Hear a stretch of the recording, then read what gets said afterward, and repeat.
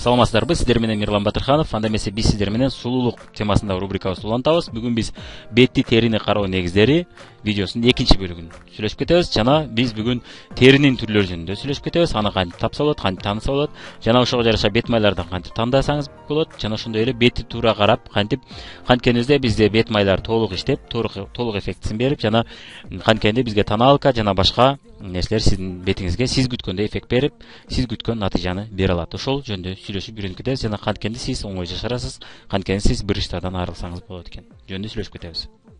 Бетти кароо өзү эмнеге алып келет экен жана акырындык менен таза, тегиз, идеалдуу бет кандай болот экен? Мына ушинтип акырындык менен эгерде сиз туура карап, бетиңизди туура карап жана туура каражаттарды тандап колдонсоңуз, анда сиздин бетиңиз ушинтип акырындык менен тегиз болуп жана акырындык менен буручтар жазылуу. Бул реалдуу көрүнүш экен. Болгону туура пайдаланыш керек жана өз убагында маал менен жасап туруш керек экен, Мына ошондо сиздин бетиңиз ушинтип тегиз болуп, жакшынакай болуп, тегиз болуп, идеалдуу боло баштайт экен. Бирок бул акырындык менен болчу процесс экен. Эми негизинен биз негизги беттин түрлөрү жөнүндө сүйлөшүп кетели. Эгерде сиз беттин түрлөрүн жакшы айырмалай билсеңиз, анда сиз өзүңүзгө ылайыктуу каражатты да оңой тандап алат экенсиз. Биринчи түрү майлуу бет экен. Мына майлуу бет мына көзү эле көрүнүп тургандай майлуу болуп турат. Экинчиси аралаш, мына жарым аралаш, жарым курак болот экен. Же комбинированный кожа деп коет. Мына ушул экинчи түрү экен. Үчүнчү түрү бул нормалдуу. Мына идеальный бетке окшош, бул идеалдуу бетке окшош. Төртүнчүсү курак бет, жана бешинчиси сезимтал же сезгич же чувствительная кожа деп коет. Сезимтал бет мына. Ушул негизги 5 түрү бар экен. Ар бир жөнүндө бир сыйра көрүп кетели. Сиз өзүңүздүн бетиңиз кандай экенин кантип билсеңиз болот, аз көрүп кетели. Биринчиси мисалы бул бетиңизге эртең менен же кечкурун жуубай туруп, тазалабай туруп, салфетканы коюп коет экенсиз, 5 мүнөт күтүп турасыз. 5 мүнөттөн соң сиз салфетканы алып карасаңыз, эгерде салфеткаңызда майлар пайда болгон болсо, анда ушул жардам менен билсеңиз болот. Эгер эч кандай май болбосо, демек сиздин бетиңиз кургак. Курак беттер ансыз деле өзүңүздөр билсеңиздер керек бетиңиз кандай экенин. Майлуу бет мына толугу менен бүт жагы май болсо, анда салфетканын дээрлик көп жагы майлуу болсо, болуп майланышып калган болсо, анда сиздин бетиңиз майлуу экен. Нормалдуу бетте болсо, мына ушул сиз салфетка койгондо пешененин кичирээк бөлүгү жана эки беттин эки четинде кичинекей чекитке окшогон жерлери гана майланышат экен. Эми почти мына майланышка жер болбойт экен, Ал эми аралаш бет, комбинированный бетте болсо, тыз гана майланышат экен. Мына сиз сүрөттө көрүп тургандай, пешененин көбүрөөк бөлүгү, мурдуңуздун үстү жагы жана ээктин үстүндөгү мына жерлер экен. Анан анча-мынча оозубуздун үстү жагы болушу мүмкүн жана беттин эки чети да кошулуп калышы мүмкүн. Мына ушул жерлер майланышса, сиз бетиңиз аралаш же комбинированный десеңиз болот экен, Анан мындан тышкары сиз албетте көрүнүштөрдүн жардамы менен, сиздин бетиңиздеги болуп аткан көрүнүштөрдүн жардамы менен билсеңиз болот экен. Биринчи көрүнүшү бул бет, майлуу беттин учурунда мына бети жалтырап, майланышып турат экен, Күн ысыкта тердеп ошо көбүрөөк майланышып турат экен. Экинчиден тешчелери чоң болуп, апельсиндин кабыгындай болуп, мына тешчелери билинип көрүнүп турат экен, Же мына могу сүрөттөгүдөй болуп, тешчелери билинип турат экен. Жана үчүнчүдөн ошол тешчелер көп болгон менен бирге угри, майда бойдоктор, безеткелер улам чыгып турат экен жана майы терибиздин сыртына чыгып турат экен, Бул боюнча да билсеңиздер болот.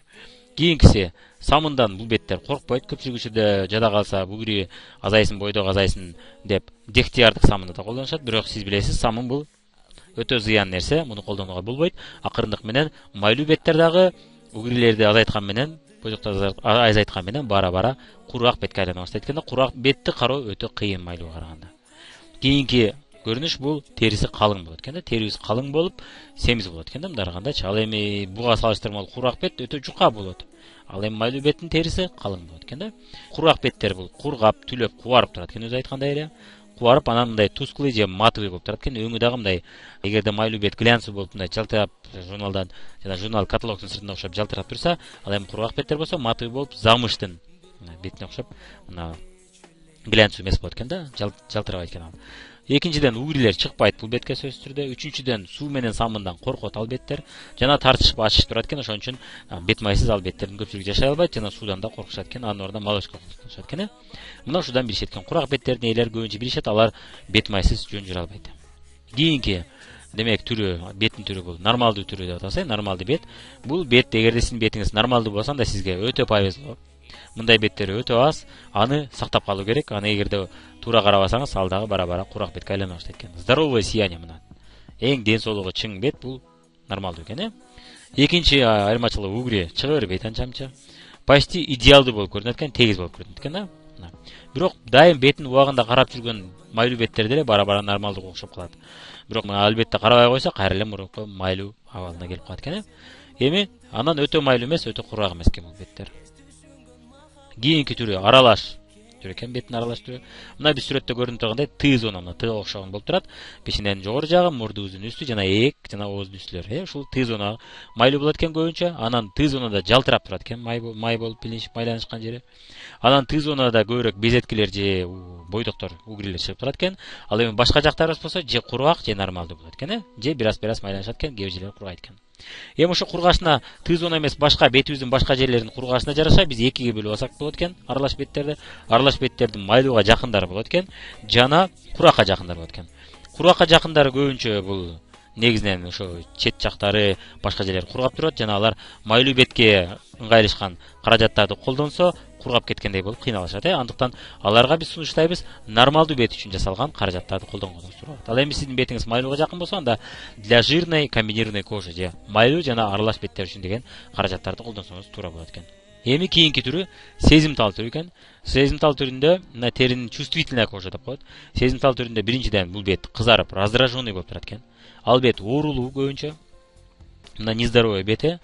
Анан көп нерсени өтө сезип турат, аябай аллергенный болот. Купериздор көрүнүп турат, майда-майда кан тамырлар жарылып кеткен. Билинип турат, анткени тери өтө жука. Анан өтө жука болуп, үлбүрөп турат экен. Жана ал тери оорулуу болгондуктан аллергия, раздражение тез болуп турат экен. Эми теринин мына түрүнө карата биз бет май жана башка көптөгөн каражаттарды тандап атканда биз эгерде ошол сиз алып аткан каражатта жазылбаган болсо, сиз эмне сөздөр аркылуу майлуу бет үчүн же кургак бет үчүн экен билип алсаңыз болот, ошону сүйлөшүп кетели. Майлуу бет болгондо бул матирование деген сөз болот. Матирование деген мына ошол блеск бар жалтыраган бетти акырындык менен матовый кылып коет. Матовый деген бул мына замышка окшогон мына. Матовый замыш бул. Ал эми кожа же дерматин болсо, ал глянцевый болот да, мындай жалтырак болуп турат, сырты сыйдан болуп турат, кармасак. Ал эми матовыйдын сырты сыйдан болбойт, ал мисалы үчүн кагаздын бетине окшоп өтө сыйдан эмес болот. Устраняет блеск дейт, мына беттин жалтыраган жана ошо майларды азайтат экен. Контролирует сальные железа дейт. Мына бетибиз бөлүп чыгарган майларды көзөмөлдөп азайтып берип турат экен. Ушул каражаттардын көпчүлүгү майлуу бет үчүн, ушул сөздөр жазылса. Эми кургак беттин үчүндө увлажнение деген сөз көбүнчө жазылат. Унумдандыруу баардык бет майларда болот өзү негизинен, фабритикинде баардыгында бар.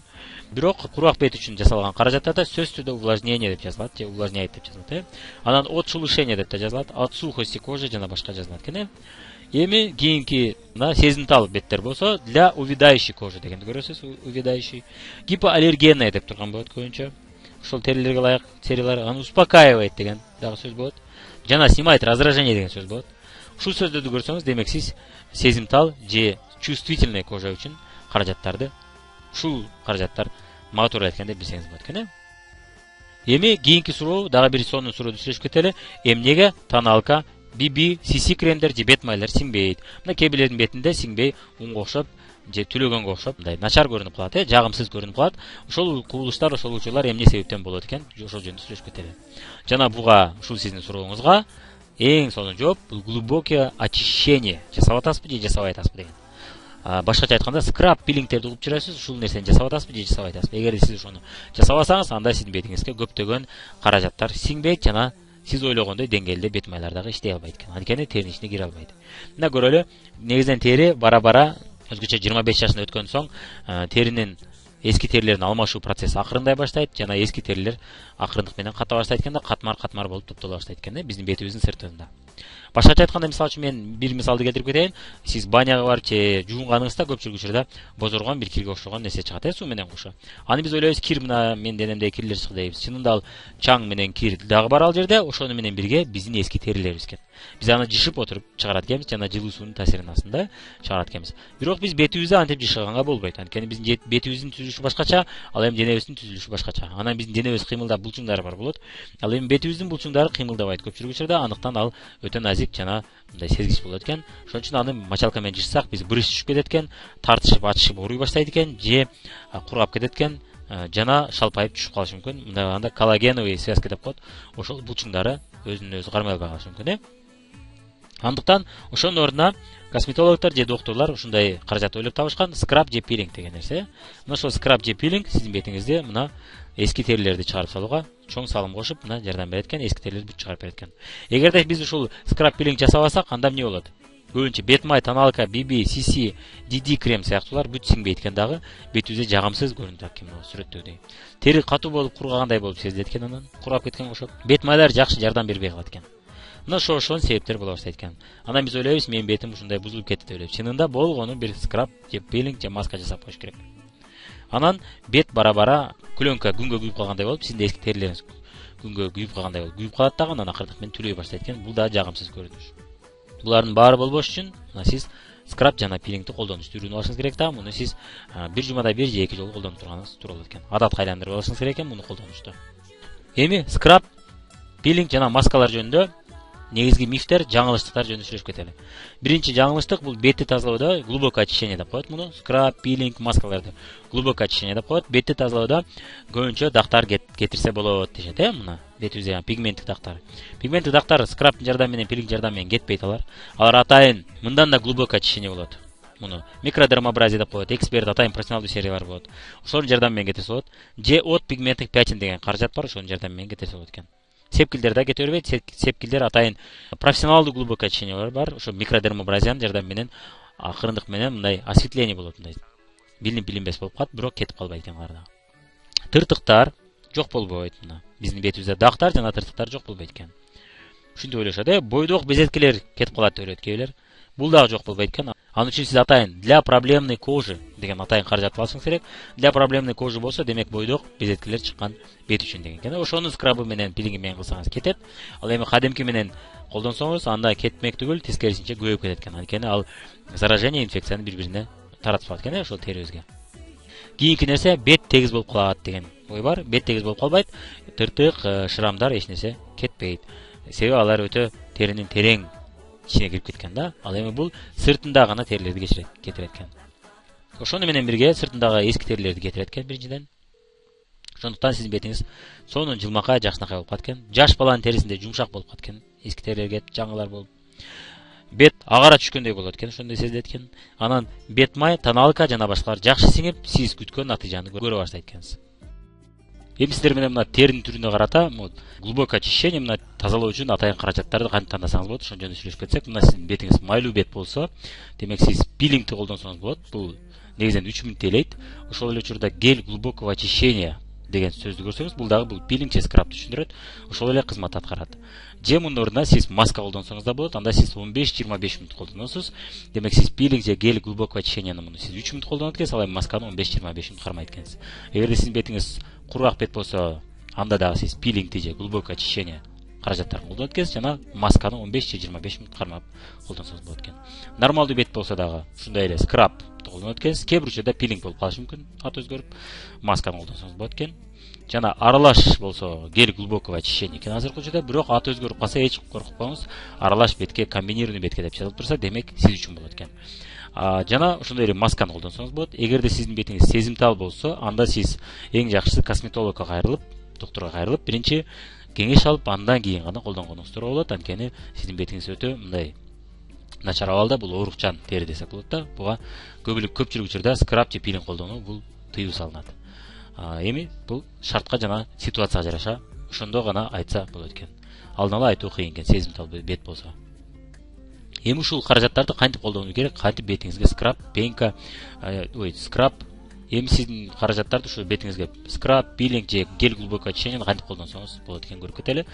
Биринчи этабы бул тазалоо болот. Тазалоо учурунда сиз буга чейин сүйлөшкөнбүз, пенка же гель же молочко колдоносуз бетиңиздин түрүнө жараша. Анан экинчи кадамы бул терең тазалоо, скраб, пилинг же гель глубокое очищениени колдонот экенсиз дагы. Аны сиз колдонуп атканда бетиңизге төгөрөтө сүрөт экенсиз, жана айландырып 3 мүнөт бою сүртүп отурат экенсиз. Эч убакта оозуңуздун айлана чөйрөсүнө кылбаңыз, жана көзүңүздүн айлана чөйрөсүнө гель, скраб, пилингтерди колдонбоңуз. Анан 3 мүнөт ушул процедураны жасап бүткөндөн андан кийин суу менен жууп саласыз дагы. Кургак кылып чачык менен арчыгандан соң сиз тониктерди коюп койсоңуз болот бетиңизге, анан бет майды коюп алат экенсиз. Эгерде масканы колдонсоңуз дагы дал эле ушул этап, биринчи тазалоо этабы, анан кийин терең тазалоо бул маска. Масканы сиз кол менен же кисточка менен койсоңуз болот сүрөттөгүдөй кылып. Анан айта кетчү нерсе, 15-25 мүнөт ичи сиз эч бетиңизди кыймылдатпай, күлбөстөн сүйлөбөстөн жатышыңыз керек, анткени маска катып кеткенде сиз бетиңизге брыж түшүп калышы мүмкүн. Анан дагы айта кетчү нерсе, ошол маска жасап атканда сиз увлажнять этип нымдап турганыңыз туура болот. Судан чачып турсаңыз болот, же атайын чаччу каражаттар бар. Мисалы үчүн бизде увлажняющий спрей бар, ошол спрейди колдонсоңуз болот. Же болбосо колуңуз менен нымдап турсаңыз да болот экен. Иши кылса курап кетпеш керек, жана курап атканда сиз эч убакта сүйлөбөшүңүз керек экен. Анан ошол убакыт өткөндөн кийин сиз жууп салсаңыз болот. Масканын өзүндө дагы көбүнчө инструкциясы жазылып турат, ошол инструкциясын дагы сөзсүз түрдө окуп коюңуз, ошого жараша колдонуңуз. Үчүнчү кадамыңыз, андан кийин сиз жууп салат экенсиз дагы, жууп салгандан кийин бетиңизди таза арчып, чачык менен анан кийин тоник коюп коесуз. Тониктен кийин бет май койсоңуз болот экен. Мына ушул процедураны сиз бир жумада бир жолу, эки жолу жасап турсаңыз болот. Эгерде сиздин бетиңиз майлуу болсо же аралаш болсо, анда сиз эки жолуга чейин жасасаңыз болот. Ал эми эгер бетиңиз курак болсо, анда сиз бир жумада бир эле жолу жасаганыңыз туура болот экен.